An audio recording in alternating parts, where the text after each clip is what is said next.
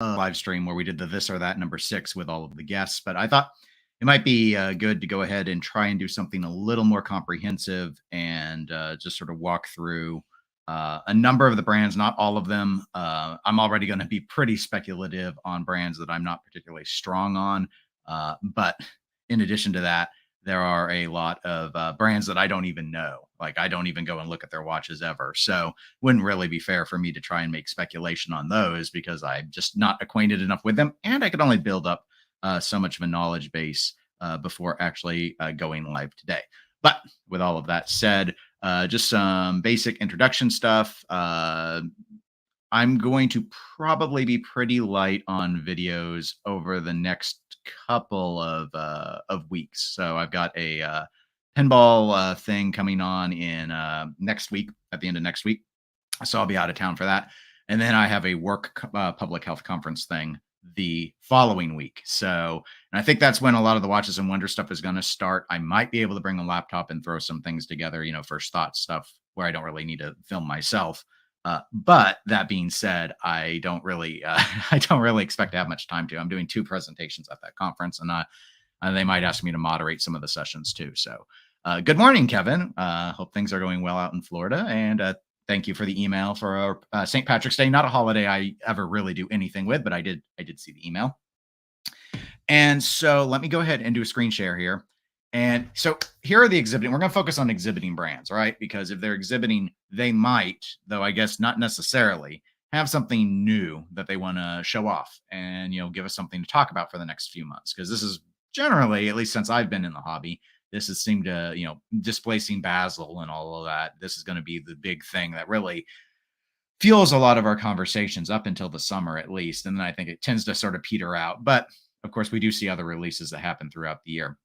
And as I noted, I won't be able to touch on all of these companies. And you can probably see from the screen share up at the top, I got a whole bunch of tabs open because I've already opened up and chosen all the ones I think I want to make a prediction on in order for this to be a little more smooth in terms of how we are going to go ahead and approach it.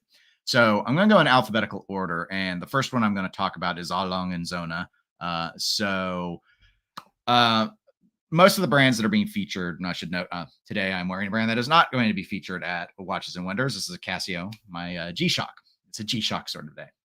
So I think this one was unveiled last year that you see on the screen, this perpetual calendar. So here's my forecast with Lange. Lange doesn't usually do a lot of stuff. I expect one watch. And what my guess is going to be, given sort of the economic state that we're in right now, in the sense that watch sales aren't expected to be necessarily all that strong this year, maybe more so next year, especially if the thought is we're going to go into a mild recession. I know a lot of people think we already are. Formally, that's not, at least in the US, it's not been declared as a formal recession, but we are close. So it wouldn't be surprising we do end up getting that. So anyway, let's go focus on the prediction. So I think with Lange, which they only make 5 to 6,000 watches a year. So, and pretty much all of their stuff is precious metal. They do have one sports watch line, but what I think they'll do is basically take their perpetual calendar. This was the, I think, limited release version, but, and make an annual calendar version. So, obviously that doesn't take a lot in the way of development. They could probably even keep basically this entire layout, except sacrifice this leap year indicator. And make modifications as necessary to the movement because I wouldn't need that aspect anymore. And there you go. Wipe your hands and you're done. So, because currently in the Lange one lineup, I think, and we could go back and look if we need to, but I think basically what they've got is they've got time plus date. They've got the moon phase, which is time plus date plus moon phase. I think they've got some world timers in there, and then they've got this perpetual, 2 versions of the perpetual calendar, which are basically just different dial colors and case metals. So I think the obvious low-hanging fruit, if you don't want to do a lot of development cost, is go ahead, but you want to have something new, is go ahead and make an annual calendar version that, price point wise is going to, I'm saying the world timers aside, because I don't even know what those price at. It gives you an option that's going to price somewhere between your moon phase and your perpetual. So, we're talking thousands of dollars above and below those 2 options. So to me, that's the thing that would make the most sense. I don't think Lange is really going to touch any of their other lineups. I don't think they're going to have some sort of major caliber change reveal going on at Watches and Wonders. So I think, yeah, annual calendar Longa one is the easy thing to do, especially because there was, I think, a pretty positive reception for the Perpetual. I mean, it is Longa. There's only so much demand for it anyway. They don't have the same demand that we see out of the Holy Trinity, for example. But I think they'll come with something. It will be, and if they do that, it will be well received. All of the Longa watches are really well liked in terms of how they look, and so that's what I'm expecting out of them. So let's go ahead and move on to another brand now. Let's see. So I'm going to skip Alpina watches. I'm familiar with Alpina watches vaguely, like I've looked at them several times. They operate on a much, much more affordable tier than Longa does, but they're still in the luxury space. But I don't know the brand well enough to be able to give a forecast. I went to their website this morning, took a look at some of their watches and tried to figure out, like, what did I think maybe they do different, and I couldn't suss it out. So sorry, but we aren't going to do Alpina. We are going to touch a little bit on Angelus though. So Angelus, and I could probably load up their, if we go to their homepage, they just had and I have a video, a pre-recorded video out about the bad request. Oh dear. That's probably not what they wanted. They had a collaborative watch that they've done with Messina Lab, and I'm loading it up here. So and again, I have a video on this, but this is the throwback chronograph medical. So that was just announced. Given this is a collab, I don't think that's going to be the focus of. I mean, maybe they'll have a prototype at Watches and Wonders, but I don't think that's really going to be what they're featuring. They're only making 99 of these anyway, so I don't think it's going to be that. But given that they have that, what I think they're going to do is, and they don't make very many watches a year. I think their production level is something like on the order of 350, if I remember from a Fratello article that I read. So, but why are they going to be there? Is it just to show? And it is possible they're not going to reveal anything new, and it's just to show off their stuff at that audience. But saying that aside, because that's not any fun, I think we'll see something with the chrono dates. So they currently have two case types, titanium and gold, and then they've got three sort of dial colors, though the titanium blue is the same as the gold blue, as near as I can tell. What I think is that they'll roll out a steel option. Now, the reason why I obviously is a guess, so there's lots of reasons to hedge on that. But the reason why I, in particular, am fairly suspicious that that would actually be something that they would do is, given their low production count, it's not like, unless they change something up, they'll be able to turn out a whole bunch of cases, or the movements may be their bottleneck. But regardless, they have a bottleneck on production right now. So on the one hand, you might ask yourself, why do a steel watch if you can't produce it in mass? But on the other hand, there are a lot of people that, especially when we're talking sports style watches, and a chronodate is a sports style chronograph, that would want it in steel. Like, there are some people that are fans of titanium. Others don't like how light it is. Others don't like how it scratches, or I should say the surface appears to scratch because of how it works as a metal. But we won't go into all those. We have other videos where we talk about that. My point is just that I think Angelus might go and say, you know what, I bet we would have even more demand if we did steel, even if they can't really keep up with what that demand would be. So that's my guess, is look for a new version of the chronodate. I'm being so as specific as saying I think that we look for a steel case for it, but of course, your mileage may very well vary. So back to the list of Watches and Wonders exhibiting brands. Arnold & Son, I'm not going to make a prediction on. Braume & Mercier, I'm not going to make a prediction on. Bjerregaard, I don't know anything about. Am I even saying this name right? Bell & Ross, I thought about trying to make a guess on them, and I don't have anything. Like another version of a square watch. I don't know them well enough. It's not a brand I'm actually very interested in, so no prediction on them. So we're gonna go to Cartier, because I do have a prediction on Cartier, and I talked a little bit about this on the This or That number 6, top number 6, that I just did a couple of days ago.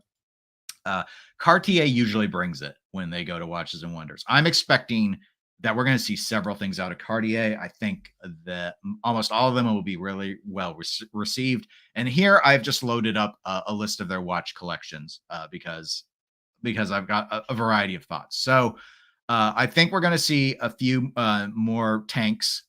They've been doing that the last few years, like turning out some in the sort of tank must style. So think some that are going to just be different colors that aren't going to really show you any Roman numerals, and they're just going to be those really functional, sort of fashion oriented tanks. I also think we'll probably see some tank Louis Cartiers that will come out that will probably also be with different colors, but they'll be a little more elaborate in terms of you'll still have the numerals and stuff that precious metal, all of that we've come to think of. I we'll probably see a new Pasha. They seem to be fond of rolling out something like that every year, so I do think we'll get a new Pasha out of them. And if we want to go on the real specific, I really had it was more hoped than predicted last year, but the Santos. I am going to go ahead and go out on a limb here and say I think at this year's Watches and Wonders, they finally roll out a solar beat Santos. So for those of you watching that aren't familiar, I feel like it was 2 years ago at this point. Maybe it was three. It's all blending together. Cartier revealed a solar beat tank. So the tank watches have been available in quartz and mechanical versions for a number of years at this point, but what they did is they made a solar powered quartz version with, I believe, an estimated service interval of once every 15 or 16 years, if I recall. And the way they did it is they hid the solar panels behind all of the Roman numerals. So it doesn't look like a G-Shock. It doesn't have a clear spot where you might go. That's where they've got the solar panel. They've completely masked it. When you look at it, it totally just looks like a regular tank, and with the traditional dial, traditional Roman numerals, all of it. It looked really good. No seconds hand either, so you wouldn't even be able to tell that it's a quartz. And that's what I think they'll do with the Santos. I thought they should have done it last year, but they didn't.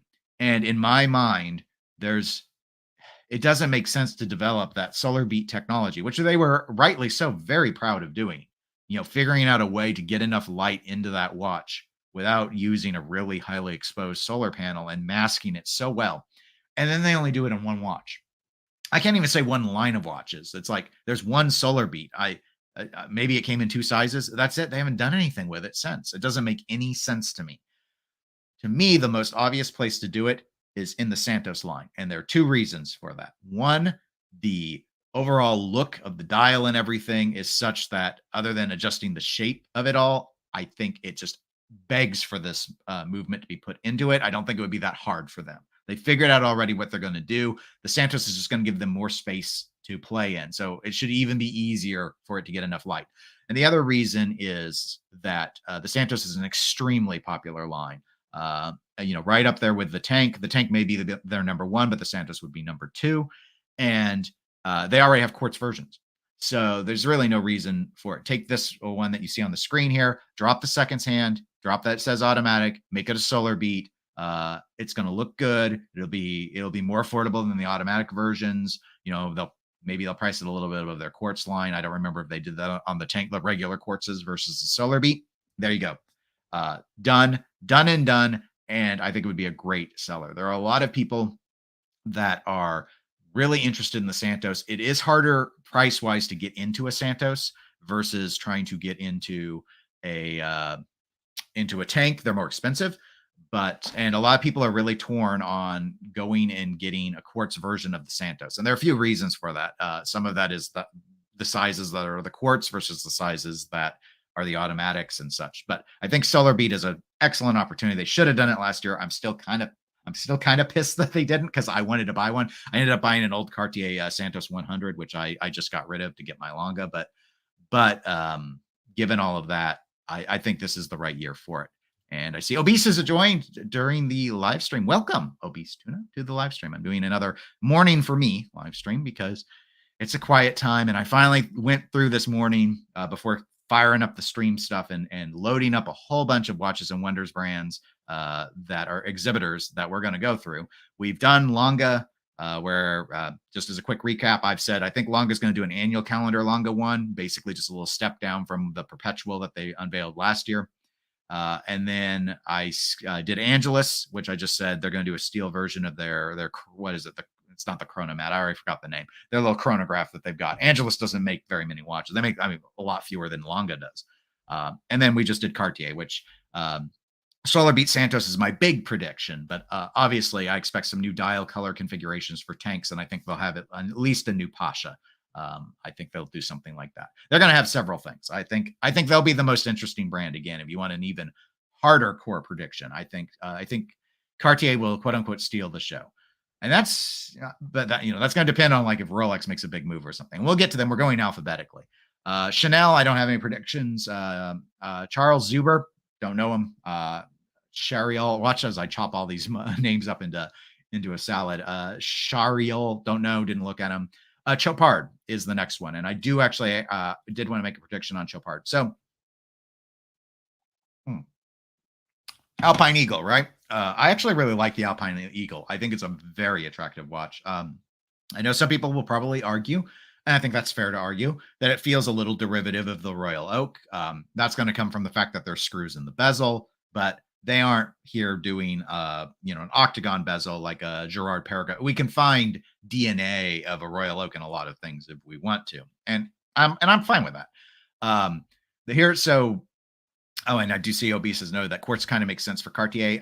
Yeah, and that's the thing. They've been doing quartz in tanks and Santos for a long time. They still do them. So why not solar beat the Santos? You solar beated the tank, and it was very well received. My biggest issue with quartz is I don't like changing the battery every 3 years. But with a 15, or I thought it was 16, actually, 16-year service interval on the solar beat, do the solar beat, and it solves a lot of problem. And with dress watches, a lot of times you either have a very small, almost insignificant seconds hand, or with a Santos, I'd be totally cool with getting one without a seconds hand, so I don't even have to look at the quartz tick. I'll just have the time be hour, minute only. That's a traditional dress watch style anyway. So, all right. So Alpine Eagle. My favorite thing about these are the highly textured. These are steel watches, but highly textured dial work that they do. That you can kind of see here. I was hoping this would let me. There we go. There's a little bit of a zoom in so you guys can see it even better.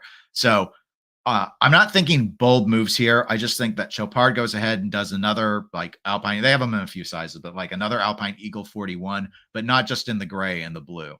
The most obvious answer at this point, looking at, and they've got other watches here, but my focus is just Alpine Eagle. I think they'll unveil a black dial. That's what I think they'll do. And I think that would be very well received, especially because they've been using black date windows on these watches already. So if I remember right, I'm trying to get a zoom in here. I think it has to finish loading.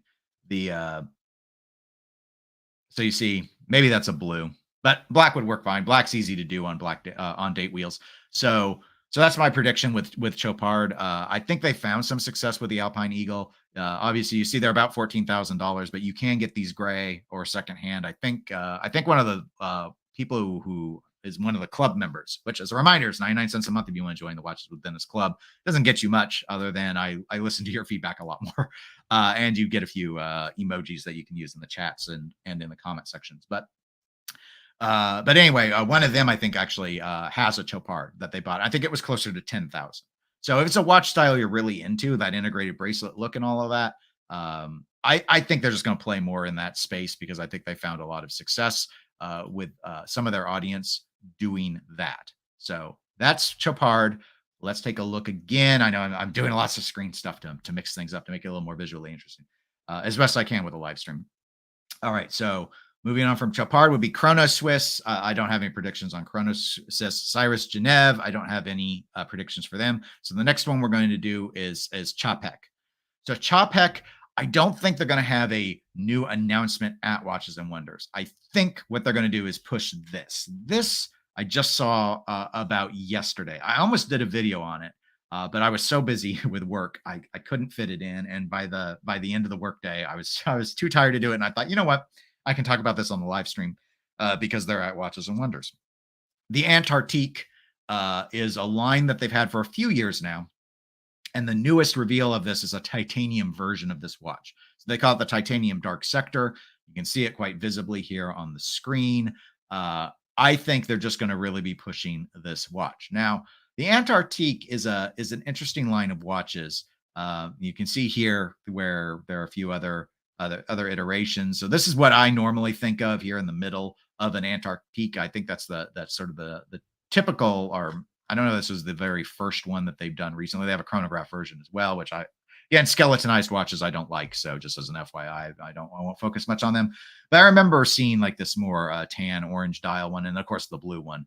And so they've done some iterations on this. The thing is, I kind of like this as an integrated watch, the Antarctique in general. I'm not a huge fan of the new titanium one.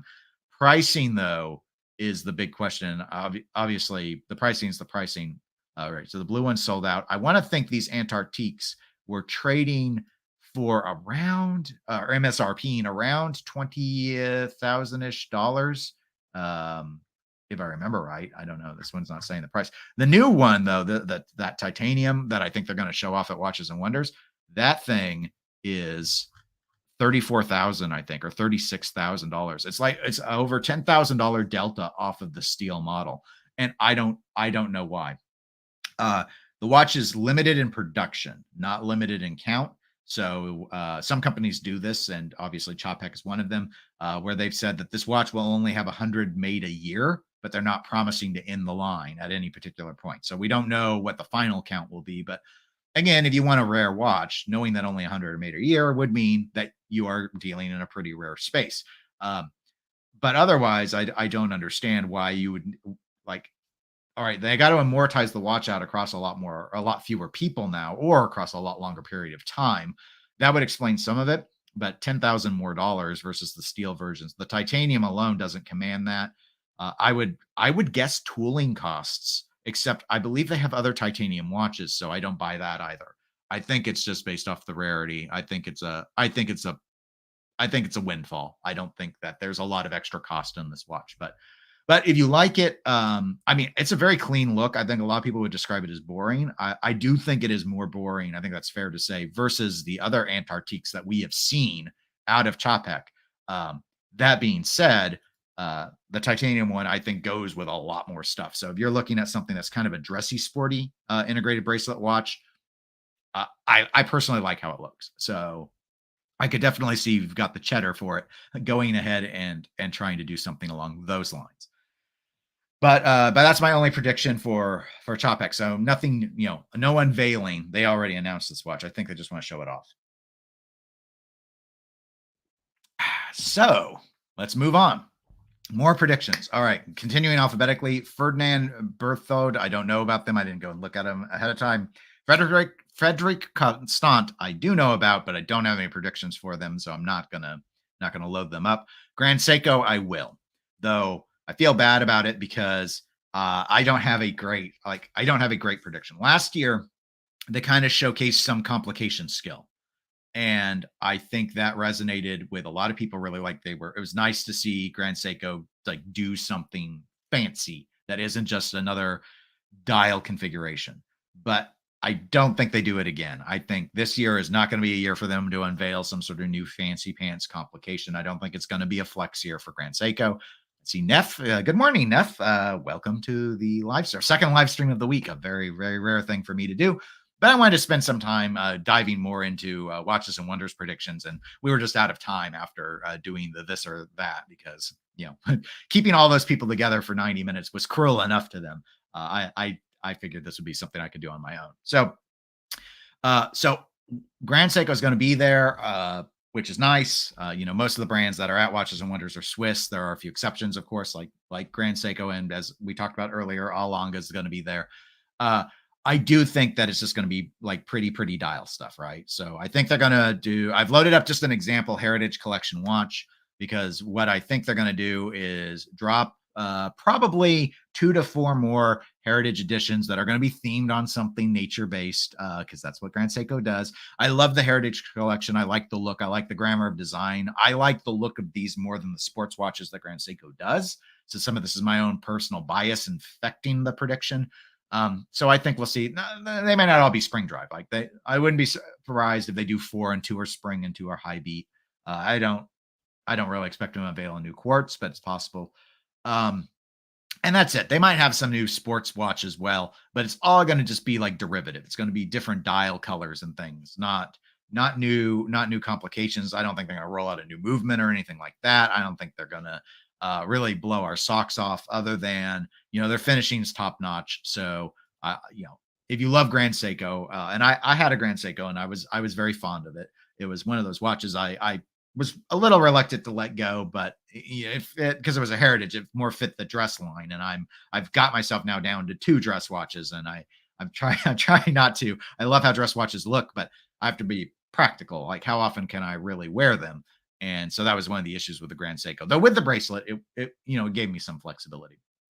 So anyway, so that's my prediction for Grand Seiko.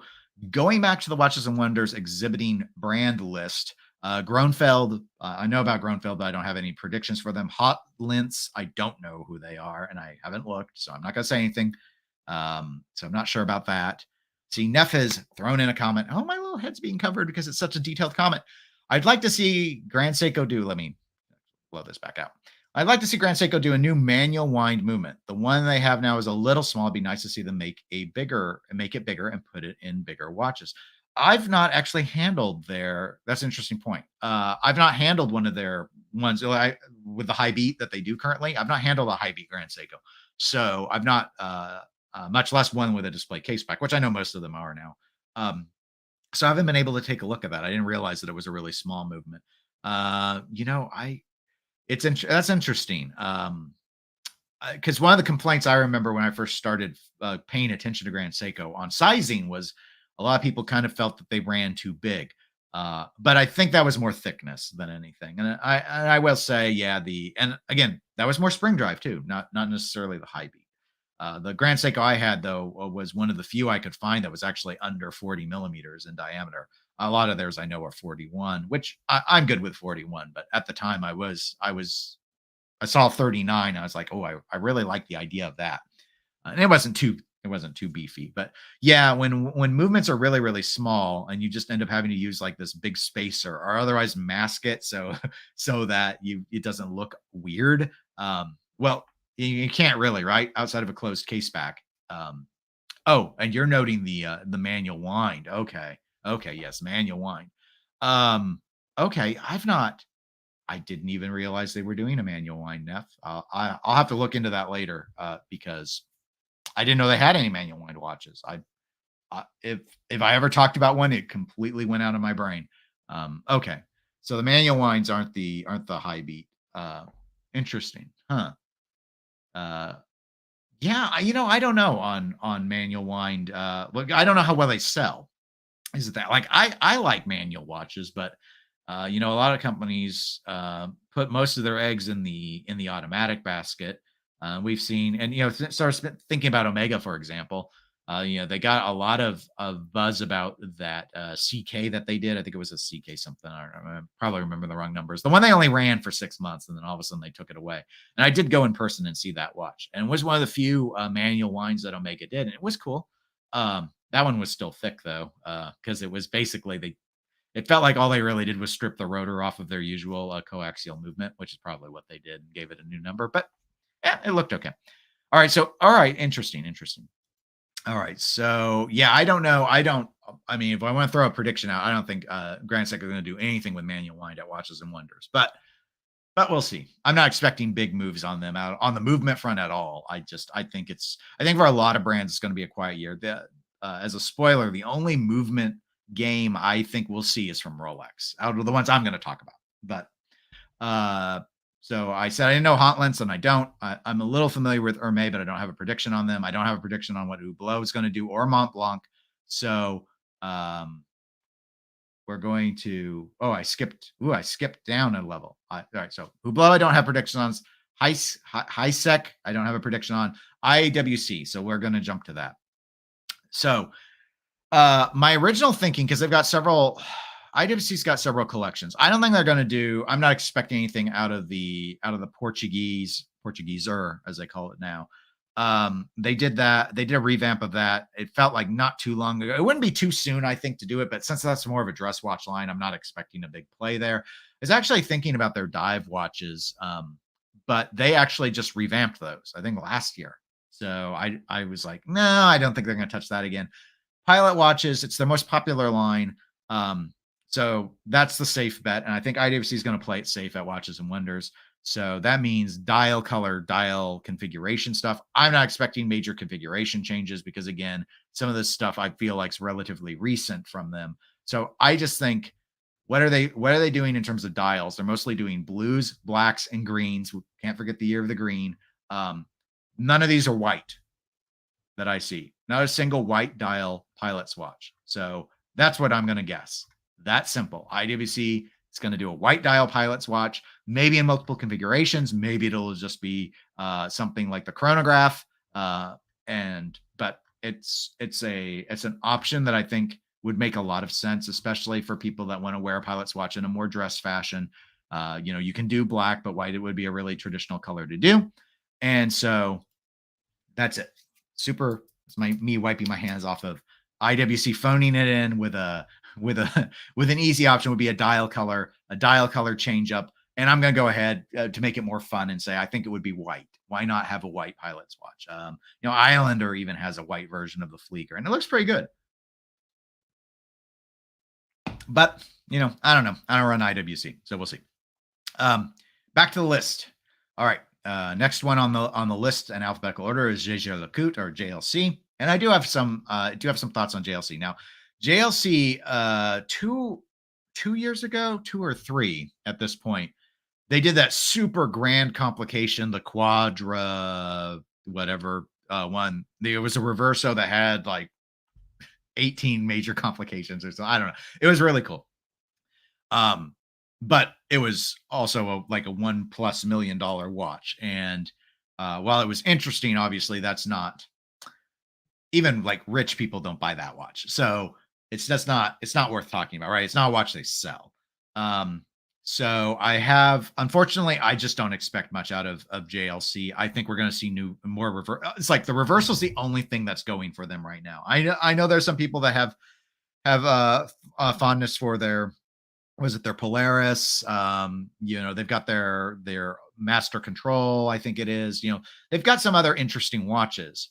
But I've just not been impressed by anything that they're like. They look nice, but I've not seen any big moves, or at least big moves that seem to be the only big moves I've been seeing out of JLC lately. Is it seems like twice a year they raise their prices, and I don't really get it. But obviously they have a corporate overlord that they're part of a conglomerate and that they need to answer to, and I'm assuming that's the motivation. The one thing that still does very well, because it's a true classic Art Deco design, is the Reverso. I expect that we will see new dial colors, possibly configurations as well, out of the Reverso lineup. I don't have any specific ones to say. It wouldn't surprise me if we see, I don't know about this like Reverso 1, but it wouldn't surprise me if we see something different in the Reverso Classic. And I definitely think we'll see yet another Reverso Tribute. So they've done, like, I remember when the red tributes came out, they've got the blue tribute now. We already had our year of green. There are other colors that they would be able to execute on this. They've got silver going on. We could see something just straight up white. We could possibly see something in a more fun color. I don't know if they'd go so far as to do something like purple, for example. They could do a black in the tribute line as well. I think some of their duo faces use black on the other side. But they could mix that up and maybe flip some of those colors around. But beyond that, if we take a quick look here at like just at the men's watches in general, things like the Polaris, they'll still make it. I just don't expect anything new out of it. It just sort of does what it does.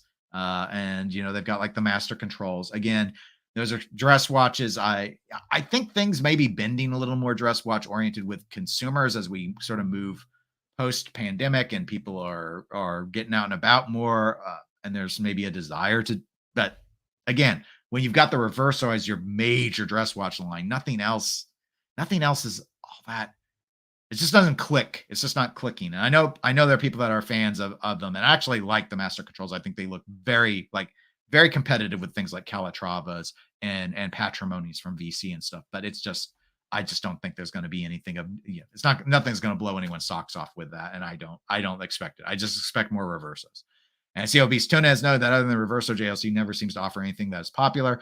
Yeah, it's an interesting thing. And I think in some ways in the past they've been trying, like it's the eggs in it's the all too many eggs in one basket thing. And yeah, and I agree. I mean, I've only ever owned one JLC. I still have it, and it's a Reverso, and I love it. And that's why when I got rid of all my other dress watches to pick up the Longa, I kept the Reverso, and I was torn because I would have been able to shave a few more $1,000, either sell it or trade it or whatever, and bring that price tag down even further than I already was. But I just couldn't do it. I was just like, no, I like the Reverso too much. And part of that was strategic too, because I was like, if JLC is going to keep raising the prices on all of their watches, then I might as well hold on to it for a little while, not longer, and then I'll probably be able to. What is ringing me? Um, I'll probably be able to unload it for a better deal later. So anyway, it is what it is. But like JLC, so many of their eggs are in the Reverso basket, and I think they really wish that it wasn't true, but they're struggling to find a new thing, kind of like Audemars Piguet. And it's like, okay, well, 3 of our 6 major lines are Royal Oak. Let's do what the code 5711 or whatever it's called. And when it came out, it was just like it flopped. And what do you do when it flops like that? I think AP's been making some good moves to try and address that. But it is a concern, and I think JLC's sort of in that similar boat. It's like we've got this one thing, and we're getting a Tudor in the Black Bay, so on and so forth. Now, as Neff has noted, the Polaris could use an update, and I'm not, because I'm not a big Polaris fan. I would agree in the sense that I think they could make it look more appealing so that it would be a watch I would consider, because currently it's not a watch I would at all be interested in. I just don't, when we're guessing, I just don't think they're going to do anything on that at Watches and Wonders. And maybe that's because of the conglomerate right now. It's like, JLC, your job is to turn out Reversos. You're making us money with Reversos. You can keep your other lines, but we're not investing in more designs on that. We sell Reversos, and that's how it feels right now. Like that's the niche that they've fallen into. Moving on from JLC, I don't have a prediction for Laurent Ferrier or Louis. I don't even know who Louis Moyenne is. Montblanc, I'm familiar with Montblanc. I'm sure they'll do something. I don't know the brand well enough, so I'm not going to make a guess. I will make a guess on Oris though.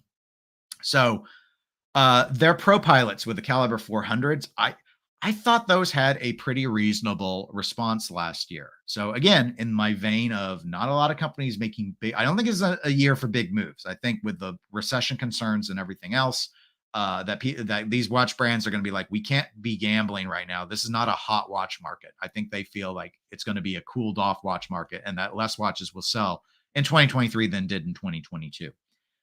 If for no other reason than 2022 had a very hot January, February, March.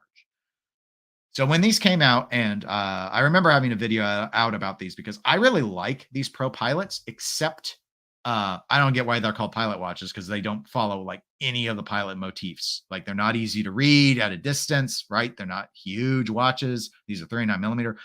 There's one problem with them. These colors are weird, right? Like gray is the most normal. And I like these colors. I like the sort of pink salmon, and I like this sort of shade of blue. But I think that they're going to come in and they'll be like, you know what? People like the idea. They like the new movement. Oris is really trying to push their in-house movements at these higher price points. This is a $4,300 watch. The problem, of course, is that they don't have all that many options yet for you to go in. So kind of like taking a page out of Reverso, taking a page out of Grand Seiko, taking a page out of all sorts of brands, be like, why not have some more traditional colors here? Oops, sorry, hit my window button. So like there could be, it's not the year of green, so I'm not going to say green, but where's the black version of this, right? There should be a black dial version of this with this texturing, and maybe a silver dial version instead of this more titanium gray. This titanium gray dial. That's what I think Oris is going to do. I think they'll be like, I'm sure they're actually going to do more than this. This is the only one I was willing to predict on. So I think Pro Pilot X is going to get some new dial colors. I'm going to say at least three new dial colors, so that they'll double the size of the collection at this space and give you more choices. So that's my forecast out of Oris.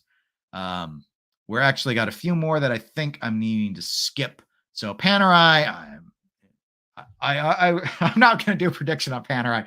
It'll be something that looks just like the Luminor, but though it'll be a different color, or they'll make it out of recycled sea bass or something. I don't know what they're going to do. They'll do something that will be really expensive and probably a little gimmicky.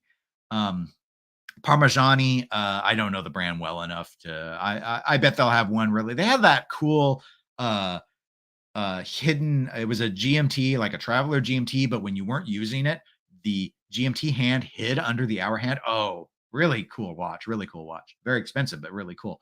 I expect them to have one thing, but I just don't know the brand well enough to be able to predict it. So we're not going to load anything up. Patek. Let's go ahead and talk about Patek because it's a big brand. So even though I super uncomfortable making forecasts on Patek, I'm going to go ahead and try because we got to. Let's talk about the Golden Ellipse. I hate this watch. I hate how it looks. Hate such a strong word. I dislike this watch. I just like how this watch looks. It does not work for me. There's a reason why these are like the cheapest modern Pateks on the secondhand market because because you have to really like this design. Now, I'm not really familiar with this, but my understanding is this watch was last revised 5 years ago. I think that's when the rose gold version came out. At least I found a review that was talking about this 5 years ago. So here's the thing. That was for the 50th anniversary. So this is the 55th anniversary of the Golden Ellipse. So because of that, I'm going to say Patek's going to do another dial color. I think they tend to, as near as I could tell, do more things on 10-year anniversaries than 5-year anniversaries. So I kind of want to say this isn't really a very special anniversary, so it doesn't deserve a very special treatment. And Patek's such a long lived brand that maybe they agree with me. But 5 years is a good enough excuse to say, you know what? We got this rose gold black dial watch. We got a platinum dial watch in blue. We got this weird white gold dial watch.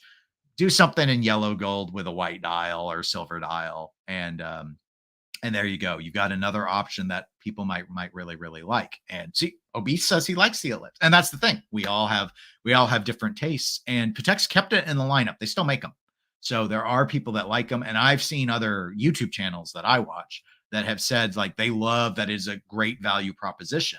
So they probably like that it's not a popular watch because they're able to go and get it gray or get it secondhand, and you save a lot of money, which I love saving money. So that's the thing. This is not my style. Like it's just too in betweeny for me. Like I like round watches. I like rectangle watches. To me, this is like a Reverso and a Calatrava had a baby, and it doesn't work for me. But it's a very storied model, and it's got I think a very nice. I mean, it's a very late '60s throwback look, which since it was from 1968, I don't think that's particularly surprising. I see Neff is also a fan of it. He likes the gold blue dial, or that blue one is actually a platinum watch. They could do that in white gold though.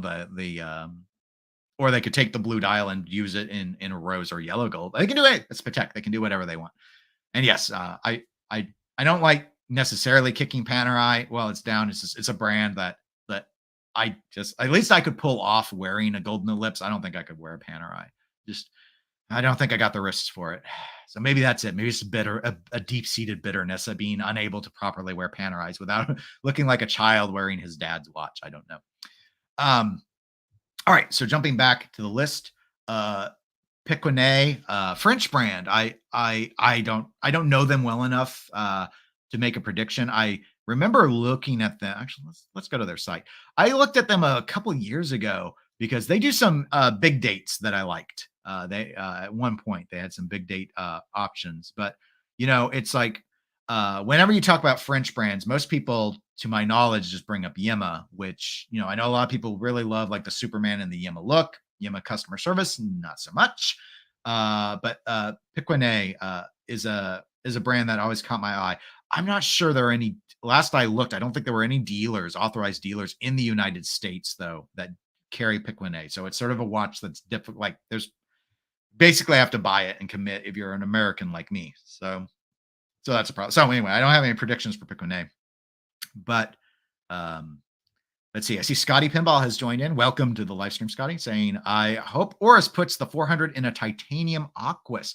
I didn't want to make a forecast on Aquas because there's so much. I'm almost certain they will do something with the Aquas. Like the Aquas is Oris is a brand that's like doing it right. And I know it frustrates some people that they're leaning so in-house. So the biggest problem with Oris is sort of the Tudor problem, where you've got like this huge, like there's this end where you've still got the Abosh movements Orises that they make, and Tudor's like that too, like with the 1926 and stuff. And then you've got the new movement ones, which have all the extra power reserve and impressive movements, just like you got the more impressive power reserve with the Tudor in-house movements. But then you've added like $2,000 plus to your price tag. And when you have the catalog as both, people have a disconnect. So like when I look at Oris, I still think $2,000 to $3,000 watches, not $4,000 to $5,000, and it's interesting. So, but yes, I think they'll do something with Aquas. I see. And Neff back on the Patek Ellipse was meaning no yellow gold case, blue dial not pictured. Great combo. Oh, and Mosier does one like that. Okay. And Mosier's not going to be at Watches and Wonders, are they? I didn't see them in the list. And Neff is in agreement with Scotty about the titanium Cal 400 would be awesome, especially if it's using grade 5. And he's not sure what they use on the Sellita. I don't know either. I'm trying to think if I looked it up once. I don't want to say it's grade 2 though, because I'm not sure that was the brand I looked at. Because I remember pulling up some stuff like with Tudor and being surprised that I thought they were doing a grade 5 and they weren't. It's a grade 2 on the Pelagos, but I don't really I haven't shopped titanium watches, so I often get surprised. So all right, let's see. So we did Patek, we skipped that. Piaget will do something, but I don't know them well enough to give you a prediction. Probably another Polo. There you go. There's your prediction. I don't know anything of Rebellion timepieces. I think I looked at them last year. I still don't know anything. Resonance, that's how it's pronounced. They usually have something weird, but they're so avant-garde. I can't forecast anything with them. I'm not gonna make a prediction on Roger Dubuis as basically an independent. So let me close this out because we're gonna jump to Rolex. All right. So Rolex is the biggie, right? That's the one everyone's talking about because we've got anniversaries, right? We've got the Daytona anniversary is the big one that a lot of people are pumped about because the Daytona is Rolex's most popular professional watch that they make. I would say, followed by the Submariner. And then there's also a lot of expectations that something's going to happen with Milgauss. So you can probably see up top, I have 3 tabs open because I got 3 things we're going to talk about with Rolex. All right, so let's start with the Daytona. I've been hearing, obviously, everyone. It's the most popular Swiss brand that there is. So people are all over the place about a new dial materials like doing something more with meteorite or new dial colors. I've heard about new sizing to the watch, like new sizing the case. I've been hearing about new movement, new strap options, all of this. And so ultimately, I agree with Neff that I think no expectations are so high.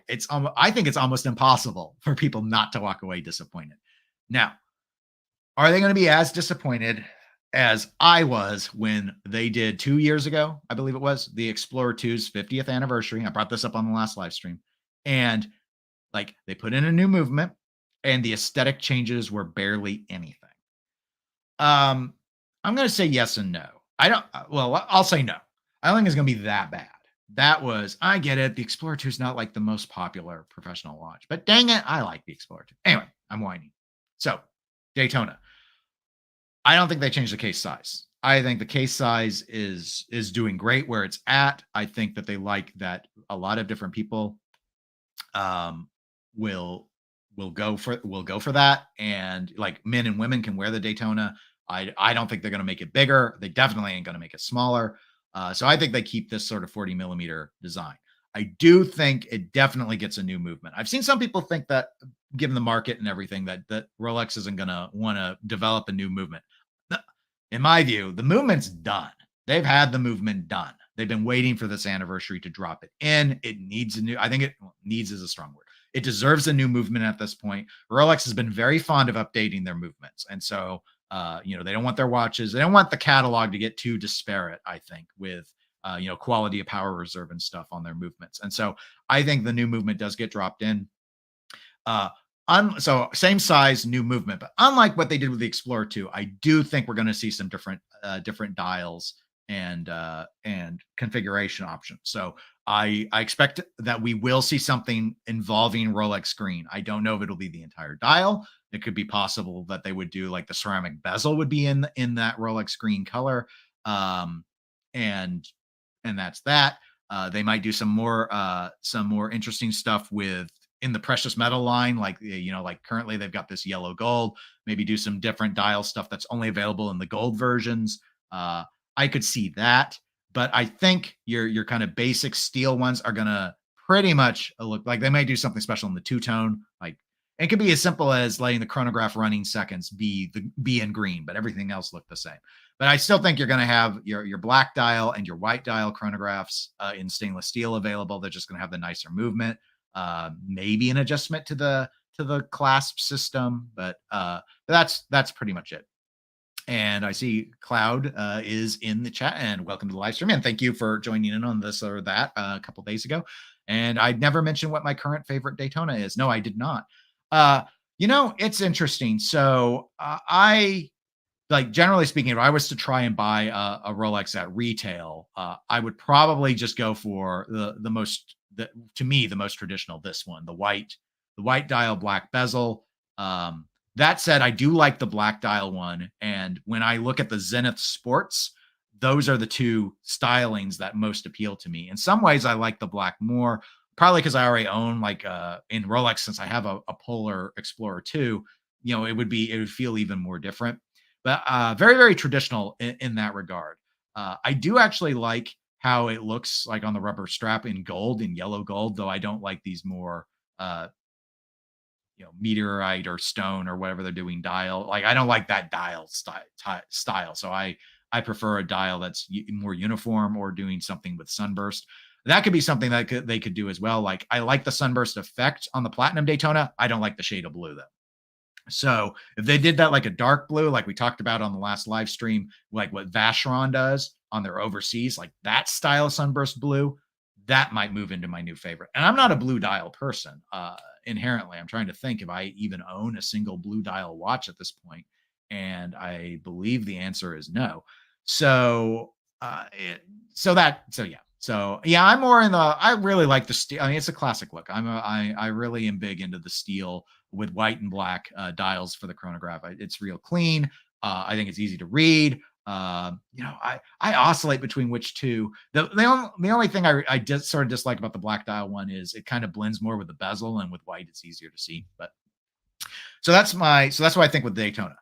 Milgauss, I think they might get a little more cutesy with, right? So we got a couple. We got the Z Blue, and we got the black dial one here. Long in the tooth watch. I've heard some people even think they'll just discontinue it. I don't think they're going to discontinue the Milgauss. I could see them doing more of a revamp to this because it's not really gonna. It's such a niche watch as it. I mean, again, the way Rolex is right now, all their watches, like Cellini aside, and maybe some of the really small ladies Datejust do very very well for them. But it's also not like if they wanted to cut the Milgauss production in half and up the count that they do of Daytonas, I don't think anyone would really complain.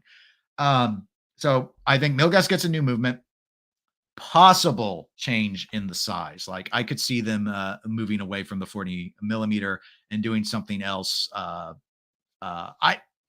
in either direction. Like I don't think they're going to take it down to like the 36 millimeter. We jump over to like these Datejusts. There are a lot of Datejusts that are in 41 millimeter right now, as you can see. I could definitely see them going ahead and saying, because the case is basically the same, they don't need the special casing like the Daytona with the pushers. That's something that I felt that Rolex has been trying to do, sort of consolidate on using the same cases where they can. So I think they drop the 40 millimeter case and move it to a 41. That's what I'm going to say with Milgauss. So new movement, upsized 1 millimeter. I think they keep the lightning bolt hand. Maybe a new dial color. I could see a new dial color, or maybe they tweak this a little bit, like that.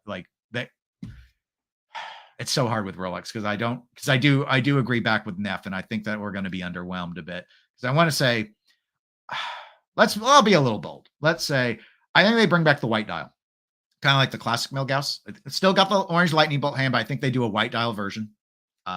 Maybe these both go away. Maybe they do two different colors. But I could see them just starting with one and saying, you know what, here's the white, the old classic white, but we're going to do lightning bolt. And I also wouldn't be too surprised if they get rid of the green glass, the green sapphire. It's like the only watch in the collection that's using this weird colored sapphire. It'll let them use the same sapphire they use, in the Oyster Perpetuals, and so get rid of the green glass while they're at it, and bring back the white, but keep the lightning bolt. So there you go. So I think it'll be actually look a little bit different. I don't think they're going to do nearly as many things as they probably will with the Daytona. Like I don't think they're going to be like a precious metal Milgauss or anything like that. So there's that prediction. And then the reason why I had 3 tabs loaded is I do think we will see 1 or 2 new dial designs with the Datejust. Rolex lately has seemed to be willing to play around a little bit with what they're doing, like this version that they did with the honeycomb sort of. I don't know if I necessarily see this honeycomb. I think that's how it was described because they're kind of squished for honeycomb. But regardless, things like that. So they had the palm leaf Rolex, which I know I wasn't a big fan of it, but I know a number of people really loved it, and I heard it looked a lot better in person than in renders, which I can completely believe. So yeah, again, storied model. I don't expect anything major here out of Datejust, but I think it's totally in line with Rolex at Watches and Wonders for them to go ahead and roll out a couple new dial colors or patterns, configurations of some form. And they'll be broadly overlooked during Watches and Wonders, but after Watches and Wonders, there'll be some reviews that'll come out, and they'll probably be highly praised. So those are the 3 things that I'll say about Rolex. I do think we will get change-ups in the Daytona. I do think we'll get change-up, probably more notable change-up in terms of casing on the Milgauss, but new movements for both. And then Datejust will do some new dial stuff. I see Ken has said the Sea Dweller 43 loses the diver's extension. Interesting. I mean, if that would allow them, the one thing with divers extensions that I would note is because I have had a number of divers with divers extensions. It does make the bracelet a little chunky though, because it has to hold it. I'm not wearing a diver. I'm wearing my G-Shock, but imagine it was a dive watch with the, diver extension. You usually get this thickness to it because it's got to hide that in there. So that could make for a more comfortable wearing experience. And I don't think most people use the dive extension. So I could agree with Ken that I could envision them doing that. I'm not gonna predict it, but I could envision it. So we only have a few more in our alphabetical list of joy that we've got that I'm going to touch on. Rudis Silva. Sorry, I know I'm butchering tons of names. I don't know anything about him. I haven't looked at him ahead of time, so I can't say anything. Speak Marin. I've heard of them, but I don't know anything about them. I'm not going to do a prediction. So we're going to jump to Tag. So Tag's been doing a lot of stuff lately in general. I was going through their collections trying to think, what are they going to revamp? Maybe they'll revamp the Aqua. No, they just did the Aqua Racer. Maybe they'll revamp the Carrera. No, they had new Carreras recently. Maybe they'll do Formula One. Now they like I had the new Mario Formula One.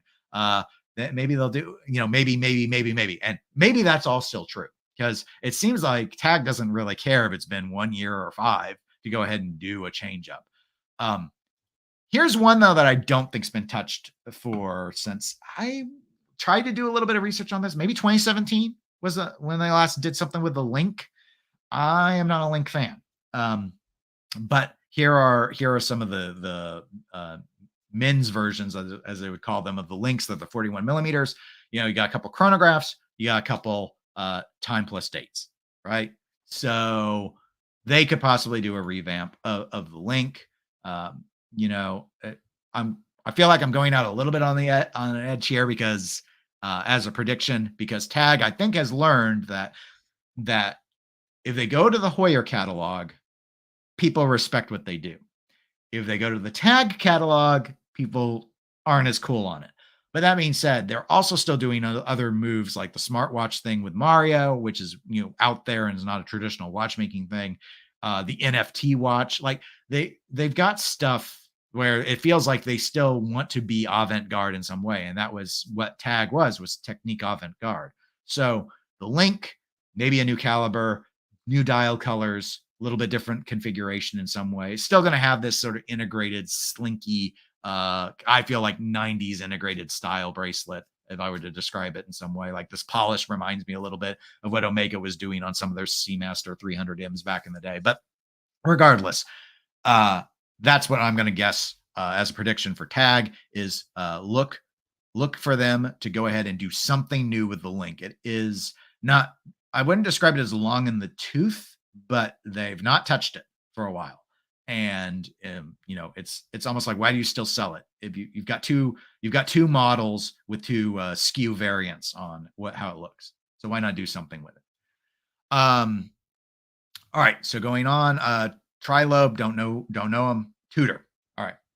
So the low-hanging fruit answer that isn't yet another dial look and possible case material for the Black Bay, which I do think will happen, is Pelagos 39. So Pelagos 39, not that long ago, came out. A lot of people really liked it. More wearable size, more of a fashiony version of the Pelagos, right? But it's only like this. It's only in black. So what's the low-hanging fruit for Tudor? If their diversification strategy is, okay, well, we're not the Black Bay company, we're the dive watch company, and we're going to do a bunch of Black Bays in different flavors. Let's do Pelagos in different flavors. I don't think we see different case materials. I think currently, at least, they're going to say, nope, the Pelagos is our tool watch. It's Black Bay is the heritage diver, but the Pelagos is for work. So I think they're going to keep it in titanium, but they're going to do a new dial, and I think it's going to be blue, right? I mean, that was when the Black Bay Blue came out. Everyone went gaga over it. So the obvious answer is to do the same moves that you did with the Black Bay 58 with the Pelagos 39. So clean and simple, fairly obvious. People will go nuts. They'll be sold out initially for 6 months, and then you'll be able to get them everywhere. But that's what I think. I think Tudor's gonna do that. So I only have two more brands that I want to touch on out of the list. So we're going to skip U-Boat. I'm vaguely familiar with U-Boat. Ulysse Nardin. Now, this kind of came up when Cloud and I were doing the this or that. Gerard Perregaux, and which is not as an exhibiting brand, Watches and Wonders, and Ulysse Nardin were both a part of the Kering group, and they've split off. And they're going to have more independence. I think it's too soon to see that independence manifest necessarily. I wouldn't, if there was a brand I wasn't going to put it past, it would be Ulysse Nardin. Obviously, GP did just have they've done a new variant of the Laureato with the ceramic bracelet and the Aston Martin theming that they've got. So, but they're not here, so that's not going to be something to think. Like I just don't have, I don't think Ulysse Nardin is going to come in with a new version of the Freak necessarily, at least not a substantive change up. They might just be there to be there. There's not a requirement if you're an exhibiting brand to show off something quote unquote new. They'll probably have something. I just can't predict it. I'm too weak on them to be able to say anything. See, Neff says, that's too bad. I wish they would make a steel Peli 39. Well, I might be wrong, Neff, and you might get your dream. But I think right now they are going to say, if you want a steel dive watch, you have plenty of Black Bay 58s to choose from. Ken says he's heard from his AD that they will discontinue the 41 millimeter divers. That's interesting. Okay.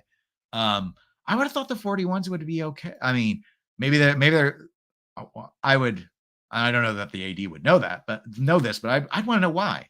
Like 41's that's not a big size for a dive watch, right? It's quite wearable. So it's not like, for example, I had the Black Bay Bronze, and the Black Bay Bronze was 43 millimeters, whereas the Black Bays were 41.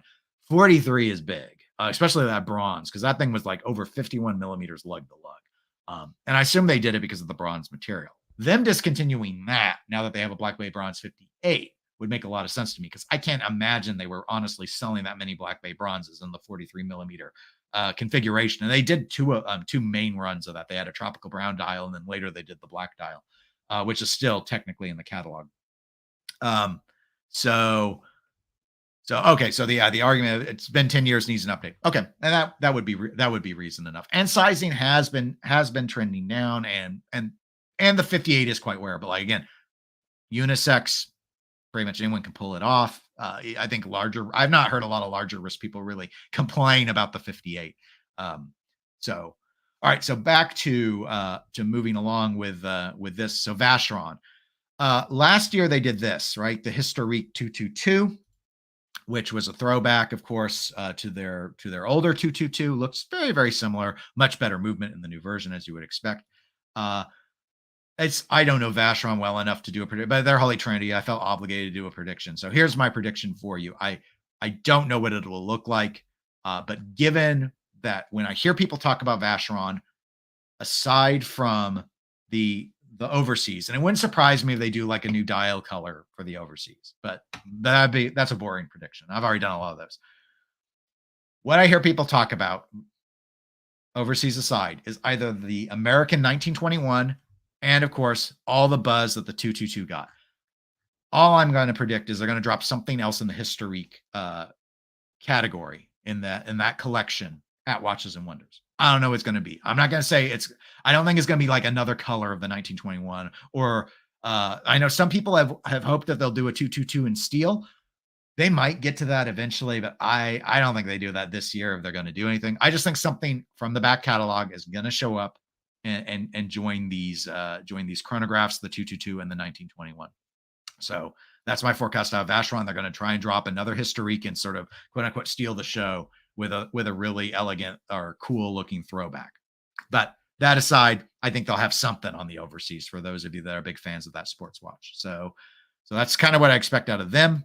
And then in terms of the last one, Van Cleef, I'm aware of, but I don't know anything about them. So Zenith. Zenith is honestly probably going to do a couple of things. My prediction, because it's been a couple of years now since the Chronomaster Sports came out, is though, as you can see, they've got a number of variants on them. I do think they've done very well for Zenith. So I think we're going to see possibly a new dial color configuration on a Chronomaster. Maybe not necessarily Chronomaster Sport. They'll probably do something new with the Open as well.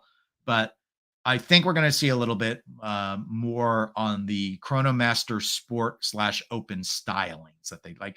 They've done a few more of these revivals, like the A3, A4 sort of stuff. I don't think that at Watches and Wonders. I think we're going to really lean into the Daytona style look. Right, Daytona is going to have their big thing here. I think Zenith knows that, and they're like, you know what, we have ceramic bezel watches with far cooler movements in terms of, like, if you like the gimmick of the chrono seconds whipping around once every 10 seconds, which I love. I think something like that. Chronomaster Originals, they've already been doing a few dial, like this is one of those. I love the Chronomaster Originals look. I almost bought one earlier this month, in fact, but ended up going in a different direction because I wasn't sure yet on it how proven the movement is, the new movement. But they've already been doing some of those. I don't think the original gets a new announcement there, but I think we see something Chronomaster Sport oriented. And then as pretty typical, I don't know what category it necessarily drops in, but the Day-Fi. I think we will see another Day-Fi. It's Watches and Wonders is a prime opportunity for Zenith to show off the Day-Fi series, especially if they want to do something kind of heady, uber fancy tech, which is a really limited run. So I think they'll do that just because they really like to show both the Day-Fi. But in terms of like what people are going to be interested in, I think they'll do something else with the Chronomaster. Again, not a new movement, nothing super revolutionary, probably some new configurations to give a little bit more variety to the sport line, especially if sales are going to slow on the ones that they were kind of backlogged on. I've seen more of them show up in gray at this point. Like Chronomaster Originals, for example, were out of stock at Joma Shop for quite a while. I saw an alert earlier in March that they've got a number of them in again. And I think, again, with what's changing in the watch market, coupled with people seeing other things that are catching their eye, the easy option is to make them look a little bit different, but still have the same case, same bracelet, and same movement. So that's why I think it. And Chronomaster is very well, and people love El Primero. So I think that's the reason for that. So anyway, took me just over an hour, but those are my Watches and Wonders predictions out of at least a number of the brands. Obviously, I skipped a whole bunch from big ones like Panerai and Bell and Ross to the more extravagant things like Roger Dubuis and Ulysse Nardin. I just don't know enough about the way of thinking or about the brand to want to make a prediction on what they might do. But obviously, there are a lot of interesting brands. Rolex is going to be the one that all people are going to expect a lot out of. Back to Neff's statement, I completely agree that it's going to be underwhelming to a lot of people. People always build themselves up so much. I still remember, I'm going to whine about it again, the Explorer 2, and some of that, I mean, it's an interesting lesson in hype and losing control of hype. I don't think Rolex cares whether they have the control of the hype or not. It's Rolex. They know they're going to sell. But people lost the plot on the Explorer 2, and I don't think it's been as bad with the Daytona. But with the Explorer 2, there were people that were like talking about the bezel becoming ceramic, and it's like it's a watch that they still say is for spelunkers. Why would I mean, I know that they sometimes will do like a precious metal version of like the Explorer and stuff. Precious metal versions are one thing, but thinking you're going to take a steel watch that's supposedly to be done where you're banging against rocks and they're going to give it a ceramic thing doesn't make any sense whatsoever. It was like it's no longer even pretending to be the tool watch that it claims to be.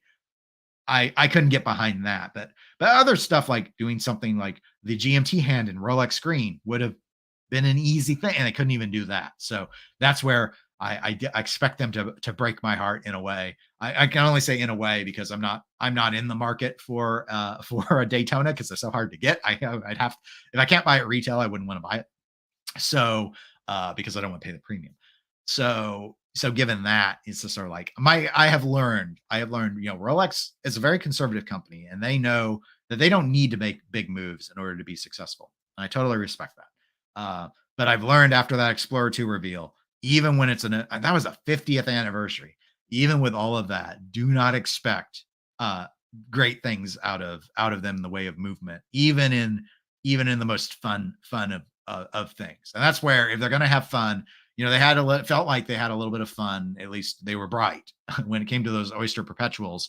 The sort of Stella dial style that they brought back. So the Milgauss would be more likely where they could have a lot of fun. But it wouldn't shock me if they do some new dial stuff, especially in the precious metal Daytonas, where they don't have to make all that many of them. But yeah, it was just I would have thought. I mean, I guess maybe the logic was, well, the hand is easy to read in orange, so let's keep it orange. And orange was the historic color, but they've been doing. I mean, they did red for a whole ton of years. Mine is a red one. They did red for a really long time. You can do other colors. It's okay. It'll be okay, guys. It'll be okay. But speaking of okay, I think I'm okay to go ahead and end this live stream. Thanks everyone who was able to tune in live. I hope if you've watched the recording, you found it interesting. Feel free to comment, disagreements on like, no, Dennis, that's not the thing they're going to update. Tag has got to do another thing with the Aqua Racer. They got to get rid of that Cyclops they added, things like that. Sure. List those below. It'd be interesting to see what some of you think. And other than that, as I noted, I've got a couple of conferences coming up, a fun one and then a work one. So I'll try and put out first thought videos once we start seeing Watches and Wonders, but that's going to be happening when I have a work conference. So I might be a little bit behind. I usually turn out a few over those weeks just to give my reactions. And then that gives a space for you all to go ahead and comment what yours are. But anyway, I'm sure even if Rolex lets us down, we are going to see some interesting things. So anyway, I'll talk to you guys all on the next video, and I hope you all have a really good weekend. Take care.